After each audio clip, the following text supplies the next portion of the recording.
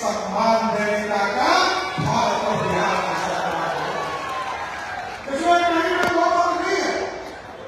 आज देश के यशस्वी प्रधानमंत्री जी जब से इस देश के प्रधानमंत्री हुए, याद कीजिए बाबा साहब अम्बेडकर का जो सपना था, चाहे वो जो कर्मभूमि रहा बॉम्बे, जहां बाबा साहब अम्बेडकर के लिए पूरा स्मारक बनाने का काम किया, दीक्षा भूमि जो नागपुर में इसको स्थापित करने का काम किया गया, पूरे देश में एससी और एसटी वर्ग के लोगों के लिए पूरा चिंता करने का काम किया। लोग कहते थे वो सेक्युलर है, लेकिन याद कीजिए साथियों, इस देश का भारत का अंग कश्मीर था, जहां कोई आरक्षण नहीं था। मोदी जी आए तो वहां भी आरक्षण देने का काम मोदी की सरकार ने किया। और आज यहां पर तो आप देखे हैं 2005 के पहले कोई आरक्षण नहीं था। आदरणीय मुख्यमंत्री नीतीश कुमार जी जब 2005 में आए, जीतन मांझी जी सरकार में मंत्री बनकर आए, तब जो है पंचायती राज में आरक्षण की व्यवस्था हो गई। और इस देश में जब जब आरक्षण लाया था, याद कीजिए बाबा साहब भीमराव अम्बेडकर जब इस देश में संविधान सभा की व्यवस्था की, 1950 में जब संविधान बाबा साहब अम्बेडकर बना रहे थे, तब भी जनसन उनके पीठ पर रहा होकर डॉक्टर श्यामा प्रसाद मुखर्जी उनके खड़े थे। और इस देश में दलितों के बिना कुछ नहीं हो सकता है साहब।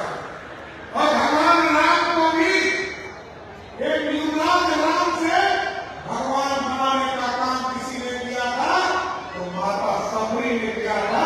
यदि माता सबरी के रूप में बैल नहीं खाए होते तो भगवान राम नहीं कहलाते। इसलिए जातियों, इस देश की अर्थव्यवस्था को बड़ा करना है, आपको पढ़ना पड़ेगा, आगे बढ़ना पड़ेगा, और आपके बिना यह देश नहीं बन सकता। देश का 20% आबादी आपको, और बिहार में भी आपकी आबादी लोग कहते थे 16% है, लेकिन जब नीतीश कुमार जी ने 2022 में आपका जातीय जनगणना किया तो 16 से बढ़कर दलित समाज 20% से अधिक पूरे प्रदेश में हो गया है। और आप ध्यान दीजिए साथियों, अभी आप 36 सीटों पर बिहार में चुनाव लड़ते हैं, दलित समाज के लोग लड़ते हैं, लेकिन जैसे ही आप जानकर आश्चर्य होगा कि आज 36 लोग एमएलए होकर आते हैं तो 70 लोग एमएलए बनकर दलित समाज से आने का काम करेंगे। और हम लोग जब सरकार में आए साथियों, 28 जनवरी 2024 को जब हम लोग सरकार में आए साथी, हम लोगों ने कई फैसले, अभी हमारी बहनें, हमारे जो दलित समाज की बहनें थी, उनके लिए जिला में कोई स्तर पर कोई व्यवस्था नहीं था कि हॉस्टल में रहकर पढ़ सके। तो आदरणीय नीतीश कुमार जी के नेतृत्व में हम लोगों ने फैसला लिया, सावित्री बाई फूले के नाम पर सभी 38 जिले में एक छात्रावास बनाने का काम नीतीश कुमार की सरकार करेगी। और इसमें सिर्फ दलित बहनें हमारी पढ़ाई कर पाए, इसके साथ साथ कई योजना चल रही। अभी आदरणीय मुख्यमंत्री जी से हम लोगों ने आग्रह किया, सोमवार को बजट आने वाला है साथियों, और हम लोगों ने आग्रह किया है कि दलित समाज के बच्चे जो पढ़ने के लिए जाते हैं उनको बहुत कम पैसा मिलता है। अभी जितना पैसा मिल रहा है, इसको बजट में हम लोगों ने मुख्यमंत्री जी के आदेश के बाद इसको दुगना करने का निर्णय लिया है। आज जितना मिल रहा है उससे दुगना पैसा हमारे दलित के छात्रों को देने का काम नीतीश कुमार की सरकार करेगी।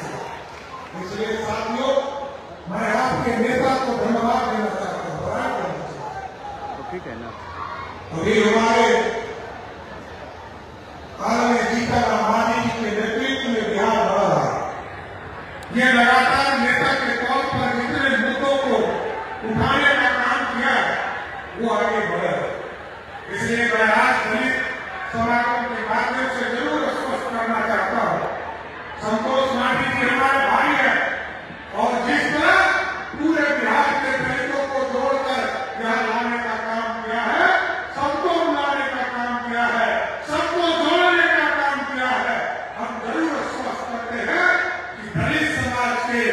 किसी भी